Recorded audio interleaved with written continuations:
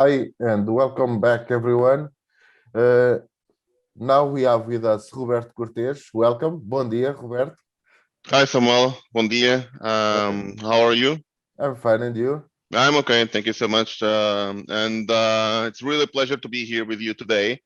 So thank you so much for the invitation, and I hope that you're having a great conference. And let's see what we can do today. Yeah, the pleasure is ours. And what do you bring us? I think it's the second Kubernetes native Java talk of the day, right? I With don't know. cloud. I have to confess I haven't seen the other presentations, but Yeah, I'll pick them up later. yeah, Um, spring before and now with Quarkus, right? oh yeah, I love Spring, but I mean I'm working from Quarkus now, so of course I have to present something about Quarkus, right?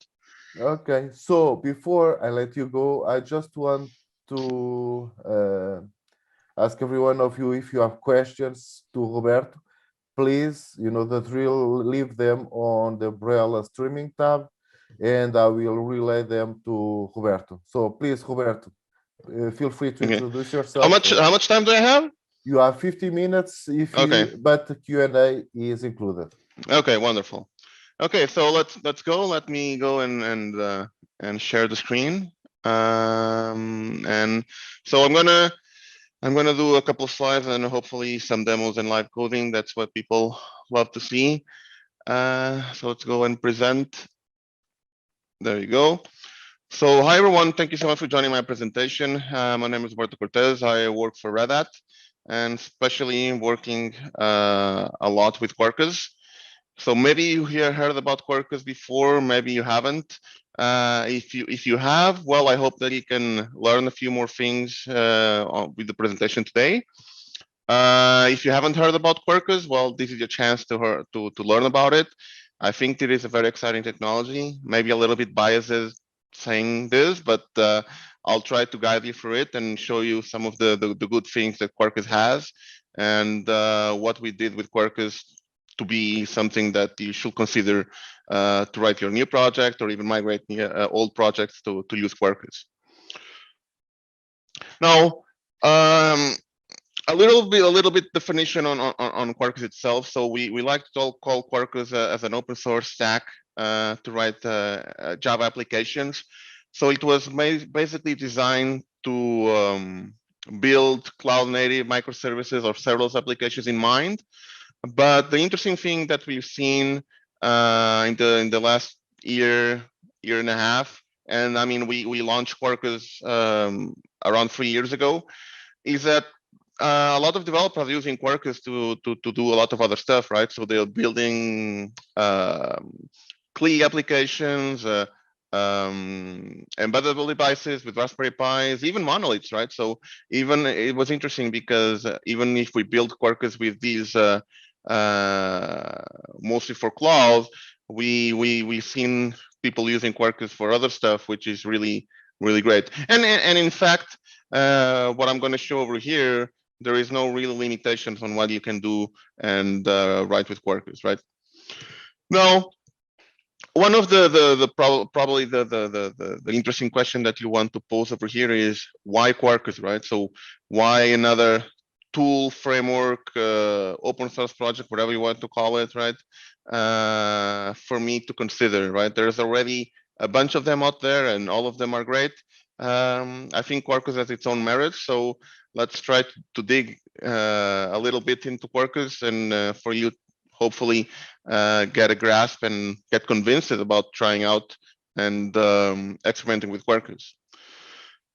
Now, one of the things that I like to mention about this, and this is one of the foundations that we have, is we have to look a little bit on the past because that will try to tell us on what we have to do in the future to improve, right? So one of the things, if you look into a JVM process, and especially now, this is very interesting when in the last, I'll say 5-6 years, we've seen a tremendous shift from bare metal to cloud services, right? So you have a cost every time you start the JVM, right? So you have the startup overhead when the JVM is going to go and load the classes, going to load the bytecode, is going to run the JIT compiler, and there's also memory overhead, right? So all these classes that you load, they occupy memory. As much libraries that you have, more memory is going to be used. But let's face it, right? We never really care that much about it because before, when you're running on bare metal, yes, you're occupying resources of the machine that you were using, but most of the times you'll just buy like this really expensive server with a lot of more capacity than you usually need because you wanted to scale in the future. So you're not too much concerned about the resources that you were using. Now, when you think about cloud, this is a little bit different, right? Especially because on cloud, you pay exactly what you consume, right? So if you consume X amount of CPU, that's the what you're going to pay. If you consume X amount of memory, that's the amount you're going to pay, right? So now it became a little more important. It was important in the past, but now even more because the amount of resources that your applications consume, they're going to have a direct impact on your bill in the end of the month, right? Another interesting thing that we look, right, and especially me, I'm an old developer now, even though I seem young. I love Java. That's the thing that I've been coding for the last 20 years, right? And we've seen other great technologies coming up like Node and Go, right? But I don't want to learn Node or Go, even though they are great technologies. I like Java. That's the thing that I want to write. But there's also this issue where people are looking into Java and thinking that, okay, why should I use Java? It's like heavyweight. I know there's a couple of advantages, but you can fit way more nodes of Node.js and Go in the same amount of resources, right? And I mean, in this graph over here is not that scale. It's just to give you an example, right? But usually it's something like this. So we also wanted to try to come up with a solution to be able to compete with technologies like Node and Go, right? Now, what we try to make, that's the promise that we do with Quarkus, is we try to fit as much Quarkus nodes in the same amount of resources that you will probably write a traditional cloud native Java stack. Can be using WebSphere, Wildfly, Spring, whatever. And we try to compete using against Go and Node, right? So on GVM mode, and then we have the GVM mode and the native mode. I'm going to go a little more in detail in the next couple of slides. But when we run Quarkus on JVM node, we instantly notice a huge improvement in memory usage and CPU usage. And if we build Quarkus for native mode, it's gonna be even better, right? Now, what you may thinking about is, well, you're promising better CPU usage, better memory usage, but I mean, that's not really enough to convince me, right? And that's totally fine. So we also try to come up with a few benefits for you when you're developing a Quarkus application. So you're actually happy and what we call it even developer joy. So we try to make it as much streamlined as possible, as much easier as possible for you to start and develop your application. So one of the other things that Quarkus has in mind is developer experience. So we try to improve and make a seamless developer experience across the entire Quarkus platform. So everything is consistent and nice, and you're happy developing with Quarkus. Now, a couple of things I'm gonna demo this later. Is we have our live reload feature. It's one of the cool things that Quarkus has, and people really enjoy this. And this works perfectly fine. It's a way where basically you just go in, change your source code, and you see the changes instantly. So there is no, you don't have to restart the server. You don't have to redeploy your application. Quarkus will check, will monitor the whatever files you change on your application, and we'll just do the reloading for you. So that's completely awesome. Now, Quarkus is also a little bit about standards, even though we have integrations with a lot of other stuff. Now, we used to joke a little bit about this because, well, Quarkus is only 3 years old, or well, 4 if you count the conception time. But we joke in the sense that probably when you start seeing some of the code that I'm going to show you, you're going to see that you already have like 10 years of experience with Quarkus, because the code that we'll use to write a Quarkus application, you probably already wrote that somewhere in an old application, or you've seen that somewhere. So we do have a Quarkus API that we added for filling some blanks that we thought that some of specifications were lacking. But in most cases, you'll just use all the standard stuff that's out there, so you don't have to learn a new API to start developing with Quarkus right now. Now, coming again into the CPU and the memory usage. So this is a comparison that we did, and usually what we've seen is if you're starting up a Quarkus application with REST, and if you compare it with a cloud native stack, which is traditional one written in Java, you see usually half the size in megs that the JVM will use to run the Quarkus application. And if you build it to native using GraalVM, you usually see a tenth of the size. So that's pretty impressive. But I mean, application is not only about only REST, right? So if we look into things like REST plus CRUD, so we're talking here an application with some REST endpoints, a database, right? In this particular case, you'll still see some improvements on the JVM size for Quarkus, not half of the size, but we're talking still 50 meg of the size. And if you run it on native, then you still see the a tenth of the size improvement. So that's usually linear and consistent. Now, if you look in the numbers about startup times, that we also see like really big improvements over here, right? So traditional stacks, you may take like 4 seconds to start or 10 seconds, and it's not really unusual to hear about applications that take 30 seconds, even minutes to start, right? So of course I cannot tell you how much time Quarkus will take for those, but definitely going to take way less. But in this particular case, you'll see that Quarkus will usually have like sub-second startup time. So for the JVM mode for REST endpoints, you have like less than 1 second, and with the CRUD example, you have like 2, right? And again, if you're starting in that as a native mode, you'll see milliseconds of startup time, right? Now, again, why is this important? If you pick up the example I gave with the cloud, when you actually pay for your resources. Now, this may not seem very relevant when you're running just a couple applications. Well, definitely it's really cool for development mode, right? Because it means it's going to be less time for me to slack off. So I'm more focused on what I'm doing. But if you think, well, I want to scale my application to 100 nodes, 1,000 nodes, how many nodes I want doesn't really matter. So all of these bits are going to add up, right, on your cloud cost. So if you have something that's going to take you half of the size, or even if only like three quarters of the size in megs, and it's going to take like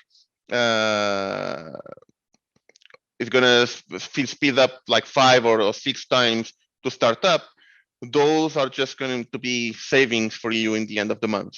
So that's an interesting thing for you to think about if you're running things in the cloud. But even if you're not running things in the cloud and you're bare metal, you also do savings over there, of course.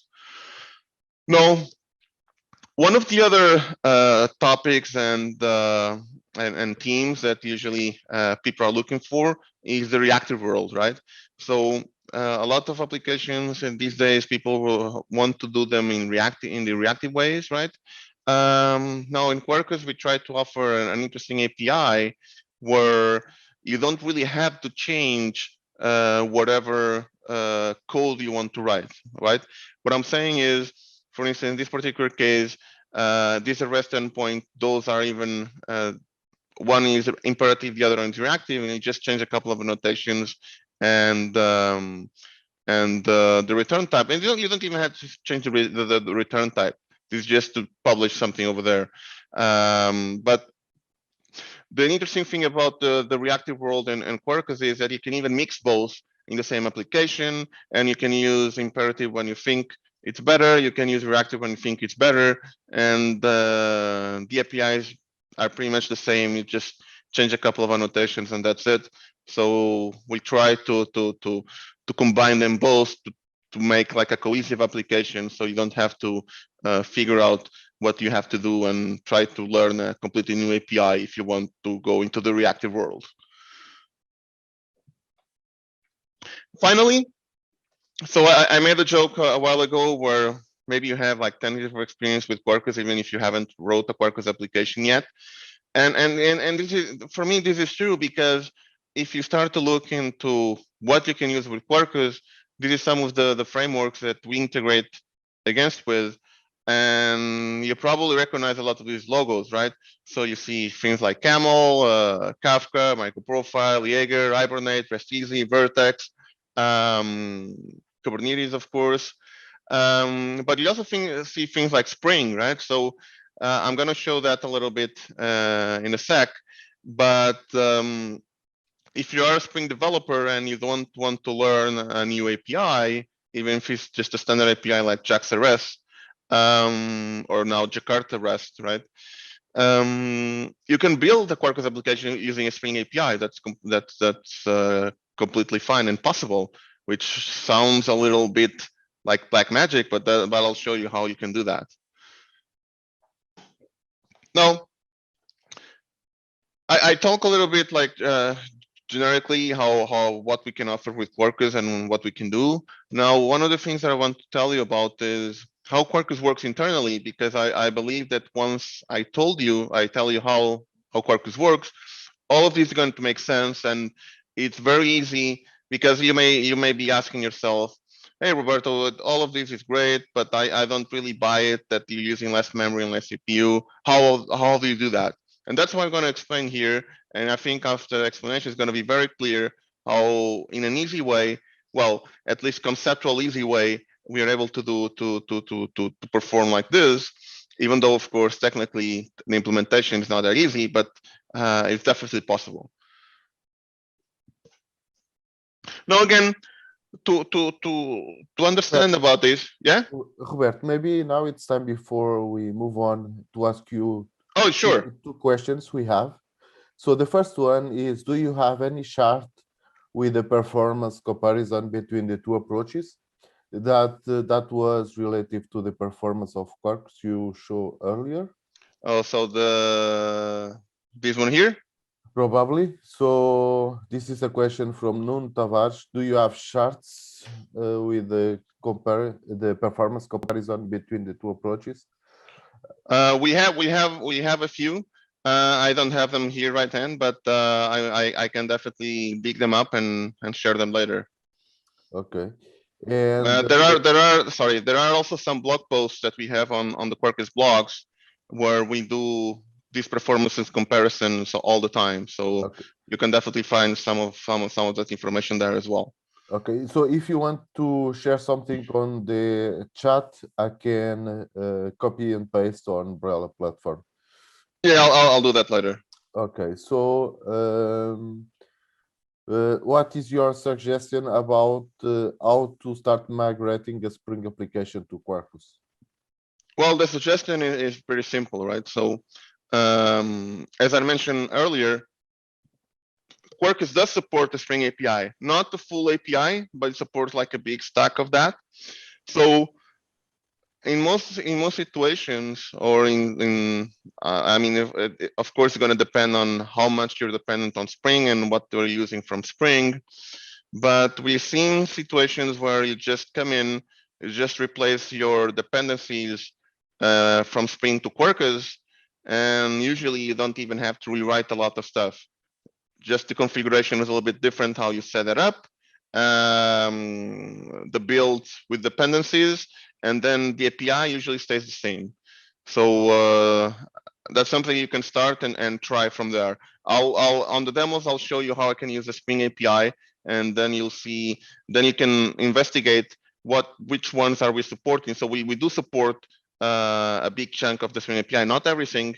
So we were just slowly adding the support for the Spring's APIs, but we of course support some of the most popular ones like Webflux and REST and I think JPA data. So there is a lot of stuff. I don't know everything on memory, but I'll actually check when I'm doing the demos which ones we are supporting right now. Do you have any more questions, or can I go? Not for now. Okay. So I was going to tell you a little bit how Quarkus works internally, and to tell you about these, you have to look a little bit into how frameworks usually operate, right? And the way they operate is fairly simple, right? So you write your application, you write your code. You usually have a build tool like Maven or Gradle, or even if you want to do it manually with Java-C, you can do it, doesn't really matter. But the idea is that you build your application, you output like a jar file, a WAR file, it doesn't really matter. And after that, you're just gonna pick your ending file or your application file, and then you're gonna pass it over to an application server, or it can be a fat jar which has all the framework code over there that's going to bootstrap that. Doesn't really matter. But the idea is you write your application, you build it, and when you run it, that's where a lot of operations are going to occur, right? So usually is, okay, I need to load the application configuration. So when the application is starting up, it's going to go and read whatever files are required. And then usually also happens a class path scanning, where it's going to scan all the class paths. It's going to look for all the classes, going to look into all the annotations, and that's where it's going to create this metadata saying, okay, so I found this bean, so this has to be an injectable bean or whatever. So the point is, a lot of these operations, or most of these operations, happens when you're actually starting the app. So that's how you see applications taking like 10, 50, 20, or even more seconds to start. And one of the pain points about this is, well, everybody likes to use annotations, right? They basically enhance arpeggios in Java and has a lot of behavior. But that has a hidden cost. Means that, have you ever wondered why you just put an annotation and things work? Well, it means that the framework is doing some magic behind. And one part of that magic is doing a class path scanning, searching for all of this. Now, the point is, because there are multiple libraries and all of them search for different things, most of the times each library will have its own class path scanning. So it's not really unusual when you start in the application, you'll see like 3, 4, 5, 6, 7, depending on how many libraries you have, different scans on the class path. And I mean, that slows the application, right? Because you're just reading stuff from the file system. Now, if you think things like Hibernate, right? And then Hibernate, you have like an entity model and you have the annotation. So let's just say that the class path scanning is already done. And then Hibernate will have to pick up those, and then we'll create like this meta model of all your classes and the entities in memory, right? So you don't have to read that all the time, right? And after that, then you have things like starting like thread pools and other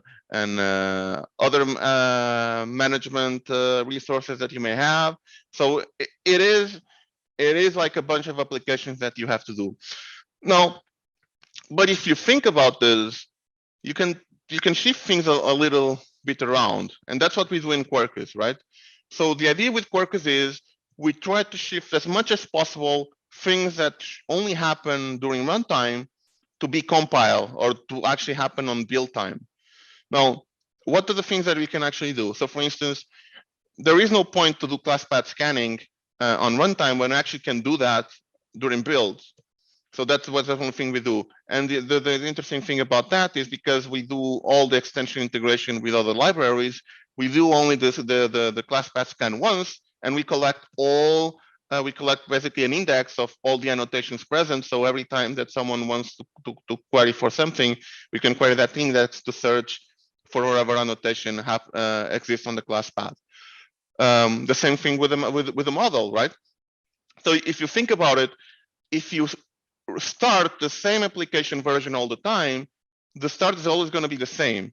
So if you think of the example of Hibernate, the meta model is going to be built is always going to be the same. So it means that there is no point for us doing this in runtime. We can actually build this meta model during build and then pass it over for the runtime. So in essence, what you're actually doing is you're preparing as much as possible your application during the build, so the runtime is it's quicker to start. Now, so that's what we do in Quarkus. So if you pick up the example of like reading configuration, that's something else that we do.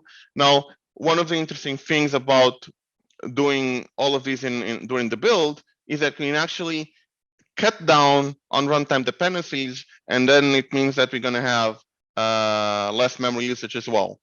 How we can do that? So think for a second that we have to read a configuration file that's written in XML. So it means that you require some XML library. So it means that you have to have that library on the class path. So when you run the JVM, of course, that's going to be loaded. So it's going to be there. And usually, if you think about it, so the JVM, that's a really important detail that I haven't mentioned before, but and I'm not sure if all of you are aware, is that once the JVM loads something from the class path, it's there forever until you shut down the JVM, right? So even if you use the code only once, it's going to occupy memory for the entire life cycle of the JVM. So if you think again in the example of loading XML file, okay, you have this XML library. It reads the file, loads the XML class in the JVM, and then you don't need it anymore. But it's going to stay there forever. So in the particular case of Quarkus, one of the things that we do is, okay, we read the XML during the build. We create a bytecode serialization format that you can pass into the JVM, and then you don't need the XML parser anymore. So it means that that class is not even loaded during runtime on the JVM. So of course, it's going to be less memory. Now, yes, you may be asking, okay, it's just only a single class or just a couple of classes. They cannot occupy that much. Yeah, that's true. But now, if you think about it, and you can apply this same pattern to all the libraries out there, then you start adding up, and then you start seeing the memory improvements and the CPU improvements that we get in Quarkus. So this was probably not sure if this was I went a little bit in more detail, in a lot of detail, so let's try to summarize this a little bit. So the main idea with the Quarkus platform is we try to move as much as possible from the things that happen in runtime to the build. So these allow us to minimize the runtime dependency, so it's going to be less memory. Because we do a lot of the operations during the build, it means that the runtime is going to start faster. We also maximize the dead code elimination, which means we know that there's code that's not going to run, so we're just going to remove that. And we have these metadata contracts that there are basically a Quarkus format that allows us to pass information to the runtime, so the runtime doesn't have to read the things in the original format, so it's a little more optimized. And there are a lot of other things that we do, like for instance, remove reflection, because we can do all of that, or we can do most of the inference of the reflection during the build, so we can remove a lot of those things. And all of this was made with all these optimizations were also made for GraalVM in mind. And I'm going to go a little bit more in details about GraalVM in a sec. But the main goal was not only to improve the CPU and the memory, right? But we also have limitations on the GraalVM size where we actually had to do all of this work. And we're gonna have a look into some of the limitations of GraalVM in a sec. Now, thinking again in the cloud, and when you're running like 100 nodes, 1,000 nodes, right? I think that makes perfect sense, especially if you think when you're starting the application and if the application takes like 10 seconds to start and is always executing the same operations. So if you're running 1,000 nodes, all the 1,000 nodes are going to execute the same way and they're going to execute the same operation when they start. So for me, that seems like a waste, right? So in here, what you're actually doing is you build it once, and I'm assuming that you're distributing the same version of the application over those 1,000 nodes. So that is already pre-made, all of that pre-work's already done. So of course, it's going to be some override involved on the runtime when they start it up, but at least it doesn't have to repeat a lot of the same operations all the time. Okay, so let's keep to this one. So finally, or in conclusion, some of the benefits that I see with this is, okay, so we do the work only once, not on each start, right? So a lot of the bootstrap classes that I mentioned, for instance, with XML parser that I gave as an example, there is not required anymore, so we can remove it. So of course, all of these are going to lead to less time to start and less memory to use. And again, the reflection and especially dynamic process that we also try to remove as much as possible. So I believe that with the way that we actually build this and the explanation I give is pretty much obvious to understand how we are able to get these performance numbers, right? Now, not all of these doesn't come free, right? Even though you don't even know gonna notice this.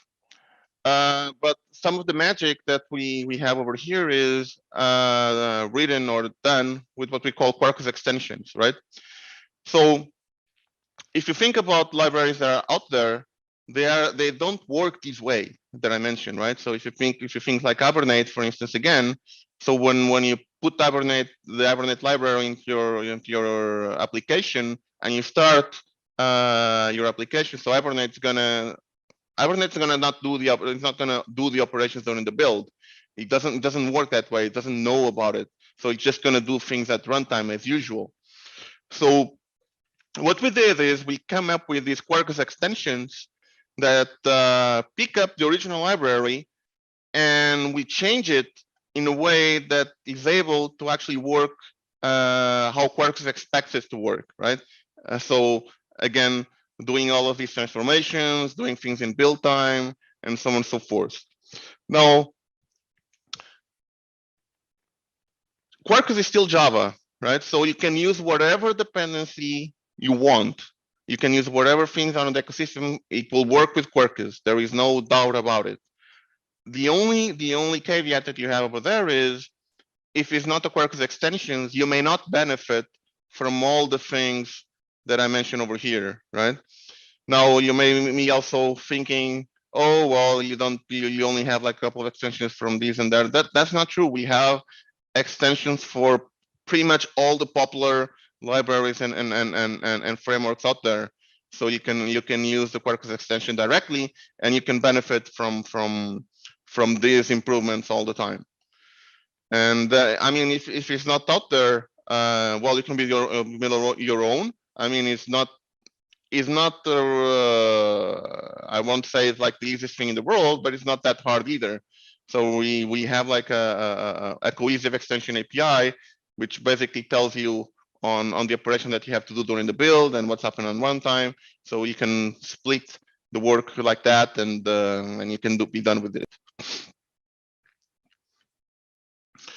No, I mean, I'm not sure if you heard about Quarkus before or if you're using it, right? Or but probably you heard things like, well, Quarkus is just for Kubernetes, or it's only for microservices or small applications, or it's just a native compiler. Well, the experience that we have on Quarkus over the last 3 years is being that Quarkus is way more than that. and it's even being used on a lot of use cases that we haven't even think about before, right? So yes, Quarkus is not a native compiler, even though it works with GraalVM, and that's one of the things that we advertise, and it's very seamless way to use it. It's not only for REST. You can, yes, you can use it for REST, but you can do it. You can build batch applications. You can build CLI applications. You can build web applications, whatever kind of applications you want. You can messaging applications, doesn't really matter.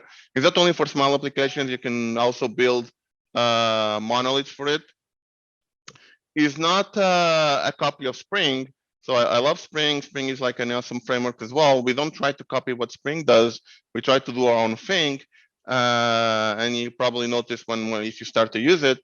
And Quarkus is not just another framework. We like to call it Quarkus as a platform, right? Because we even integrate with other frameworks like Spring. So I think we cannot call us as a framework, more as a platform. Okay, so native image. This is something that's being a little popular these ways as well. Maybe you heard about this concept or not. So let's try to explain this a little bit. Now, there is this new VM. Well, not as new. I mean, it's already a few years old, maybe like 4 or 5, which is called GraalVM. So GraalVM is coming from Oracle as well, but it runs JDK, it runs a lot of stuff, but it has a couple of features that are really interesting. So one of those features is it has this native mode compilation, which is able to pick up your application and translate it into a native executable. And once you have that native executable, just run the executable, and you don't run it on a JVM anymore. It's just a binary file that you're executing, right? You still have a VM, and this particular case is called Substrat VM, but it is not the JDK. So there are some limitations, and especially when you think about it, when you're building something into a native executable, since you don't have the JDK anymore, well, there are some limitations that you have to deal with, and that's one, or actually that's another reason why we have to build that Quarkus way of working to actually be easy for us to build into native.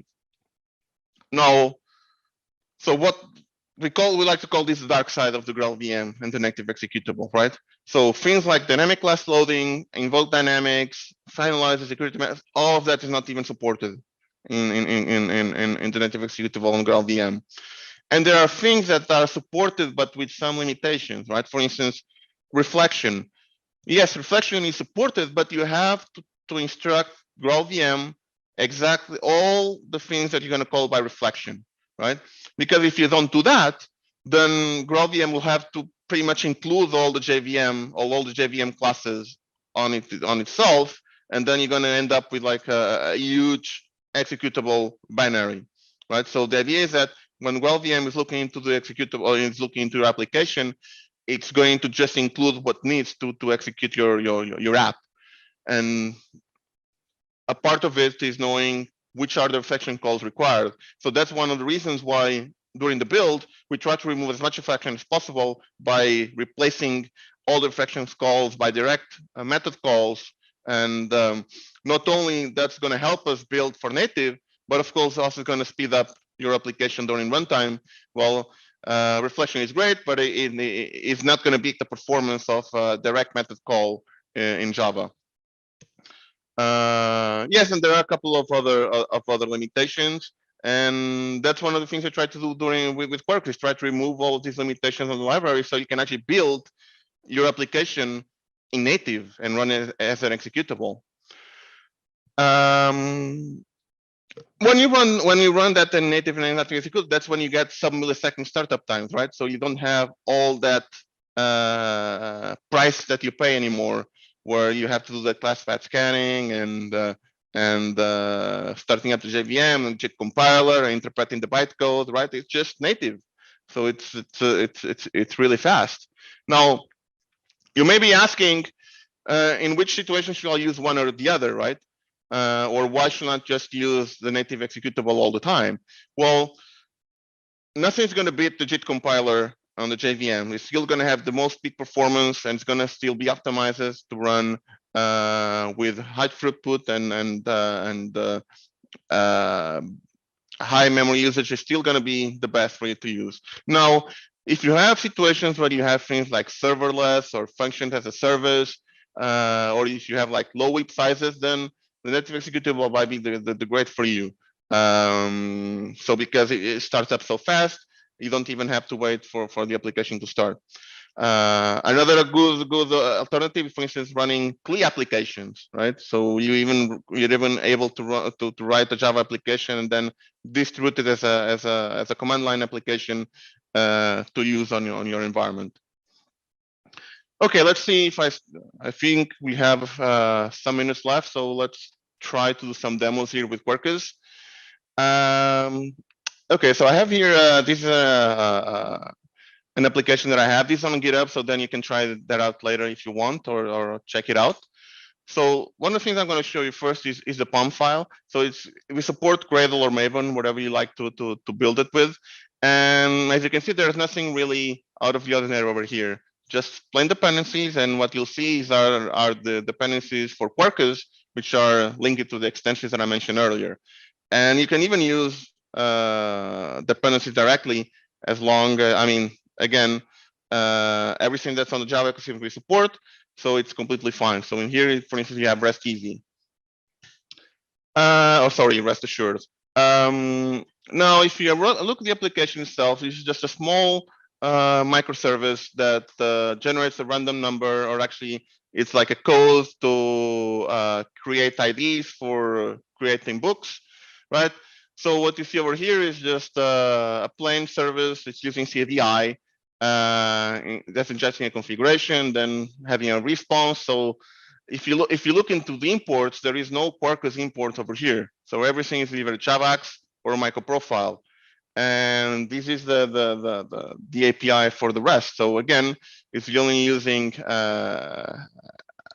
well-known annotations, bad operation, right? Again, from MicroProfile and JavaX. I'm not using Jakarta yet. So one of the things I'm going to do is I'm going to start this Quarkus application. I can run it like Quarkus dev, and this is going to start Quarkus in development mode. So it means that from this point forward, I'm able to go to my application. So actually, it's going here on localhost 8090, and we can go here to Swagger UI. I can call like get, and I can call this execute method, and you'll see that you get like a response over there. That's fine. But one of the things I'm going to do right now is I can just come over here, and let's just say, instead of returning the number, I can say hello Porto Tech Hub, right? And if I do a refresh, actually, I didn't have to do a refresh. I only have to execute it instead. And now you see the change that I just made, right? So let's even call the endpoint directly. So if I call it over here, you see it like that. And if I just add some more things over here and do a refresh, then you'll see the exact change, right? So this is pretty convenient. Actually, let me run this on Quarkus Dev again. So one of the interesting things about what we have is also our continuous testing thing. So what happens is I have like 3 tests over here that are just running, and if I come over here and I change, so let's see, and I change, so in here there's an assertion for UN, so let's change this to an X, and now you see that Quarkus automatically executed the test and actually failing the test because, well, I changed the expectation, right? So well, it's now failing. So let's put it like it was before, and as you can see, I'm not recompiling anything. I'm not doing anything. I'm just alt tabbing, right? And Quarkus will auto detect that change, and one thing for you. So actually, let me see. Oh, that's not the right one, because that's oops, that's the enum value, not the string. Okay, so let's see. There you go. So all three tests are passing, and as you can see, I only did Alt Tab, not do anything out of the ordinary like that. Now, let me run here a command. Let's go like this, so I don't have to search it. Okay. So one of the things I'm doing over here right now, I'm just passing here a property, which is a Quarkus container image build true and Quarkus Kubernetes deploy true. And only with these two, Quarkus is going to create a Docker image and it's going to deploy that Docker image to my Kubernetes that I'm running locally. So it takes some time. Oops. So now I changed the test because I changed this code. So let me put it like that. So yeah, it was actually failing the integration test, but it was actually a cool thing, because if you look over here, I'm also running integration tests, and the integration tests are actually running the Docker image that I just created with Quarkus, right? So Quarkus is integrated in a way that the integration tests run with the Docker image that you just created. So it's a cool thing for you to test your Docker image. And now we have the exact same thing. Now this is going to return the same number. That's fine. But it's running on Kubernetes. So if I do, let's see, kubectl get pods, you'll see like a couple of pods over there, and you can see kubectl logs number, and you get logs from Quarkus. And now you can even do remote dev. And what remote dev does, it's actually going to connect to the Quarkus that's running on Kubernetes, and you can actually have the exact same experience of hot reload and hot development from your RDE. So you can say hello Kubernetes, and if you do a refresh, then you get hello Kubernetes. So it takes a few more seconds, because I mean it's Kubernetes running, but it works the exact same way. Now I'm gonna put one of the other commands running. So I'm just gonna build the native one. I'm gonna put it right now because this takes a little bit longer. So now what you're actually seeing over here, and this is going to take a long time. So if you're like an old developer like me, maybe you remember building C applications where you usually have to go and drink a coffee and then come back later, right? So in here, the process is exactly just a little bit similar, right? Because you're building the native executable, so it usually takes a couple of minutes. So that's not something that you should be doing all the time. My recommendation is you can build your application and try it out on the JVM mode, and then you can build it for native on your CI, right? Your continuous integration. So that's a way that you don't have to build it there all the time. Oops, so actually now the response is gonna be with that name, doesn't really matter. So let's keep it like that. In the meanwhile, while that is building, so let me come over here and let me just do an unshelf of these Spring resources, right? So let me just show you right now. Actually, let me just re-import that one. Let's take that out. And what you're seeing now over here is just a Spring, this is a Spring REST controller, right? And what I did is I just added the Spring Web extension that we have, and now you can build, and now you can write your REST endpoints using Spring annotations in the Spring API. That's completely fine. So let's go back there in a second. So sorry if I'm just like mixing a lot of stuff together. It's just that the native image take a lot some time to build, and I just want to save some time. So it took like 1 minute and 40 seconds. Now, if you go to, yeah, we have 1 minute left, but there are still questions. I don't know if you prefer to finish or. Yeah, just gonna run this really quick. So if I run this binary, oops, 80, 90 is already running. So let's go kubectl. It's running on Kubernetes. So let's kill that. And now you see I run Quarkus as a native. It took like 30 milliseconds to start. And if I go here to my monitor and I search, you're not going to search for Java anymore. You're going to search for the runner, and you'll see. Let me see if I can increase. You'll see that it has like 10 meg in size that's using, right? Yeah, so I think I'm done. So I haven't show. So I just showed the same API over here. I haven't showed that running, but please trust me that actually works. We trust you, Roberto. So really quickly, let's go over those questions. Let me start by a question from Rui Almeida. What are the biggest advantages and disadvantages of Quarkus over Micronaut?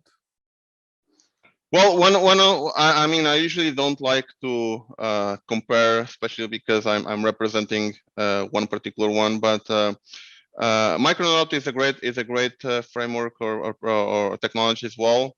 So so there is like a big difference on the way that, so they actually use the same approach as Quarkus.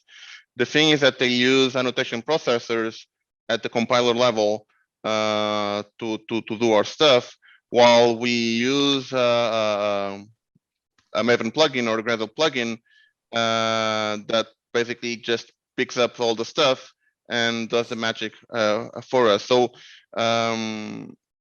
architecturally and technically, we try to do the same things. We just try to do it in different ways, right? So I believe that the way that we do it gives us a little more flexibility to handle a lot of edge cases, right?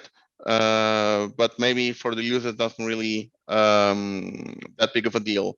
Now, on another thing is, Micronaut on its own has their own APIs to do a lot of stuff, and that's great. I mean, they can create more concise or even more specific APIs for a lot of stuff. On the Quarkus side, we try to use as much as possible from the ecosystem, so you don't have to learn a new API if you want to try out the platform. So for me, that's one of the biggest things.